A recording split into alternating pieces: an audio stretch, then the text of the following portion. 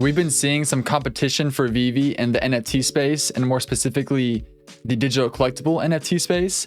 We've seen the likes of HRO and Recur. Those two mainly have been the ones that I've seen. They've been doing a really good job with their projects, with their websites, with their platforms. Everything is looking really sleek, really clean. They have some cool features.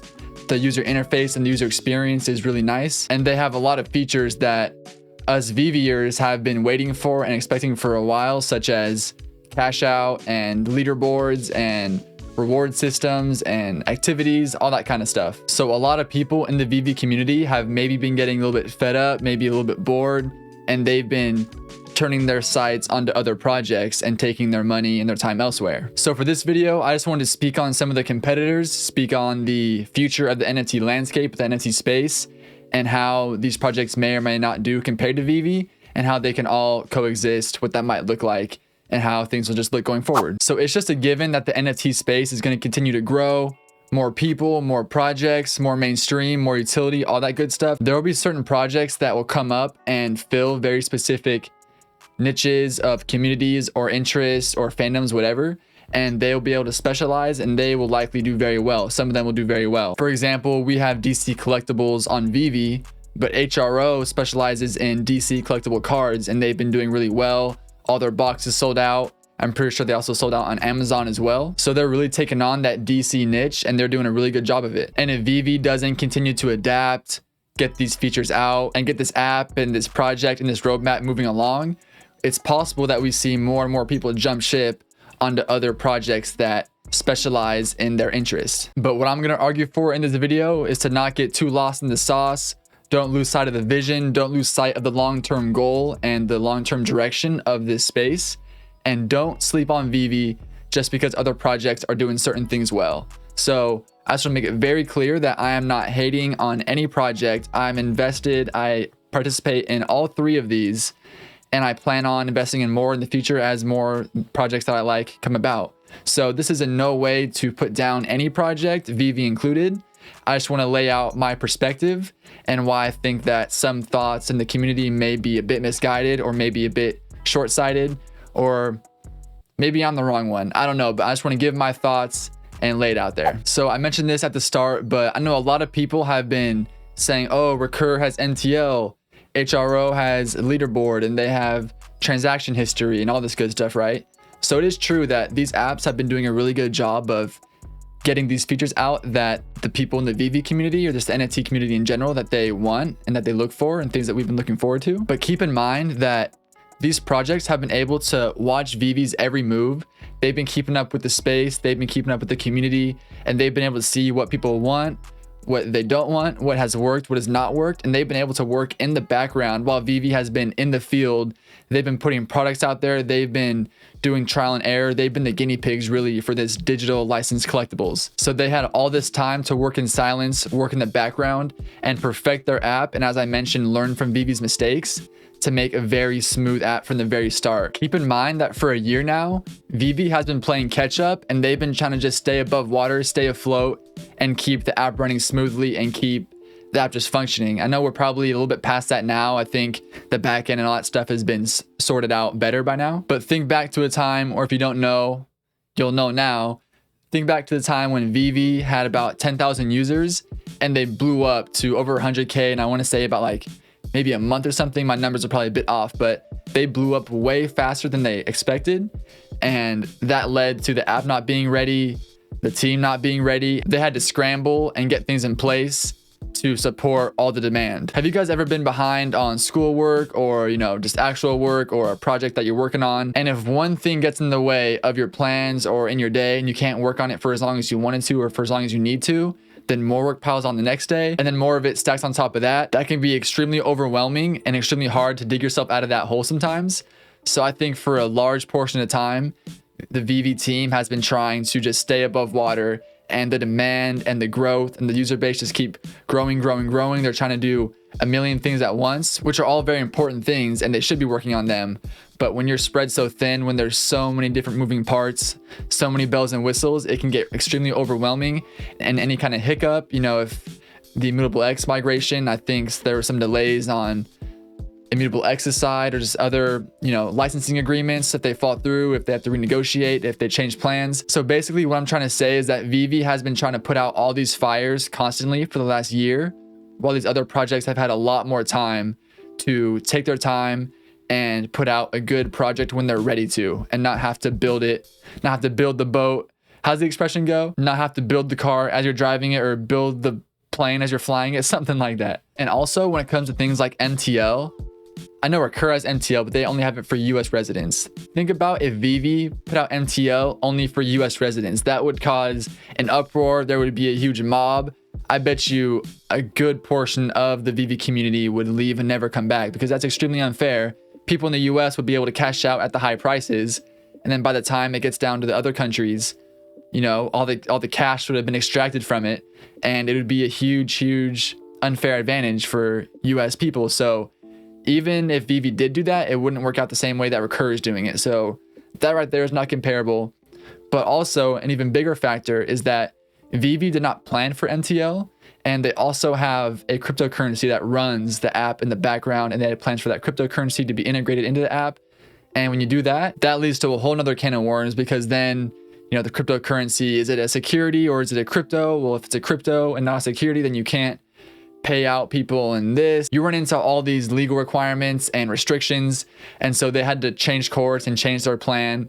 And to make it a worldwide cash out, they had to really shift a lot of things around. So basically, it's a lot more difficult for Veve to drop an MTL at the drop of a dime as it is for these companies that have included that in their plan from the get-go and have been crafting their project around that. So keep that in mind. And in the recent community update where David and Dan spoke to the Veve community, Dan had told us that the New Zealand anti-money laundering laws have recently changed and gotten more strict. So that's kind of set back the MTL process. They have to comply with those laws. And so think about, for the whole world, for the majority of the countries, if rules change in this ever-changing regulatory landscape of crypto and NFTs, if anything changes, they have to correct course and get it right. So think about how much of a headache that's going to be, and they have a lot to consider. And I know they would probably want to have this out ASAP. They don't have much of an incentive to keep stringing us along and not give us NTL, because they make fees on the market, and they want people to be able to come to the app, and they don't want to keep telling us one thing and something else happens and lose the good favor of the community. So they want MTL just like we do. The last thing that I want to talk about, and the thing that kind of surprises me the most, is that these projects, they've put out next to nothing. I'm mainly referring to HRO and Recur. And again, this is not hate whatsoever. They're brand new. I don't expect them to have all this stuff out, but they've done a couple drops here and there, and people are already saying like, oh, they're better than Veve. They're going to take over Veve, this and that. But Veve has been doing drops every week with some of the biggest licenses for a year now. And they've been so consistent. They've had such epic blue chip pieces, a new project with a nice UI and a few more bells and whistles to come around and do a couple drops or one or two drops. And for people to say that Veve's dead or they're going to take over Veve, that just does not make sense to me. And there's even one more layer to this that is even more baffling to me, and I'm really surprised that a lot of people feel this way. But that's the fact that these companies, mainly HRO, Recur, they have a good variety, but HRO, they are specifically DC collectible trading cards. So if you're not a DC fan, if you're not a trading card fan, you will have no reason to buy these. So Veve is your one-stop shop for all kinds of brands, all kinds of genres, all kinds of artists. You can find new artists, you can find new brands that you like on there, something that you might not have seen otherwise. I know I've bought tons of stuff that I've gotten interested in that I'd never even heard of before Veve, and I never would have if it wasn't for Veve. So the user base, the potential market for digital DC trading cards is just a tiny fraction of the potential market of what Veve is putting out there with their products. Their goal has always been to reach a mass audience and a mass market, and that vision that the team has had, I've really latched on so hard, and it makes me so confident, because that is the key to making these blow up how we think they're going to. I think that these HRO DC trading cards will do extremely well, but I think they'll do well as far as DC NFT trading cards go, if that makes sense. If they can specialize in those DC trading cards and make it the best experience possible, give tons of benefits, cool games, cool drops, cool leaderboards, if everyone loves it for DC trading cards, more power to them. That is great. But if you're looking for mass adoption, huge numbers of users and volume in your investments, that might not be your best place for that. I think you guys have to keep in mind that, think about when Veve drops golden moments too close together, people get pissed off. People are saying on Twitter, you guys do too many golden moments. This is too much Disney. You're oversaturating. This is ridiculous. We want to see other stuff. So think about when Veve does too much Disney, too much first appearance Disney, too much first edition Disney. People get fed up with something like that.